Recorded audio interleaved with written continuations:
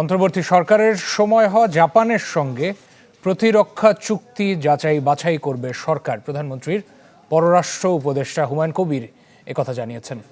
আজ পররাষ্ট্রমন্ত্রী এবং উপদেষ্টার সাথে সৌজন্য সাক্ষাৎ করেন জাপান, সিঙ্গাপুর, সংযুক্ত আরব আমিরাতের রাষ্ট্রদূতরা।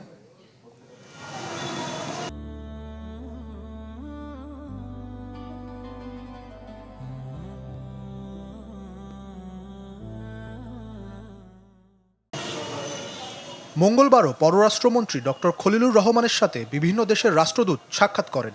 ছিলেন প্রধানমন্ত্রীর পররাষ্ট্র বিষয়ক উপদেষ্টা হুমায়ুন কবিরও। জাপানের রাষ্ট্রদূত সাইদা শিনিচির সাথে সাক্ষাতের সময় ঢাকা টোকিও সম্পর্কে সার্বিক বিষয়ের পাশাপাশি সম্প্রতি সই হওয়া প্রতিরক্ষা চুক্তি নিয়েও আলোচনা হয়। উপদেষ্টা হুমায়ুন কবির জানান, চুক্তিটি যাচাই বাছাই করবে সরকার। ডিফেন্স কর্পোরেশন সম্বন্ধে উনি জাস্ট একটা মেনশন করছেন চুক্তি হয়েছে।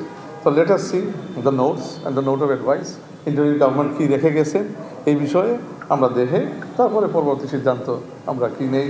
এটা ন্যাশনাল ইন্টারেস্টের ভিত্তিতে হইলে কন্টিনিউটিও থাকতে পারে, আবার ইন্টারেস্টের ভিত্তিতে না হইলে আমরা বিবেচনায় দেখব। The defense equipment and technology transfer agreement, we confirmed the smooth implementation of these agreements. এছাড়া সিঙ্গাপুর, সংযুক্ত আরব আমিরাতের রাষ্ট্রদূত ও সার্কের মহাসচিব ডক্টর খলিলুর রহমানের সাথে সৌজন্য সাক্ষাৎ করেন। এ সময় দ্বিপাক্ষিক বাণিজ্য, বিনিয়োগ সহযোগিতা আরও মজবুত করা ও সার্কের গতিশীলতা নিয়ে আলোচনা করা হয়।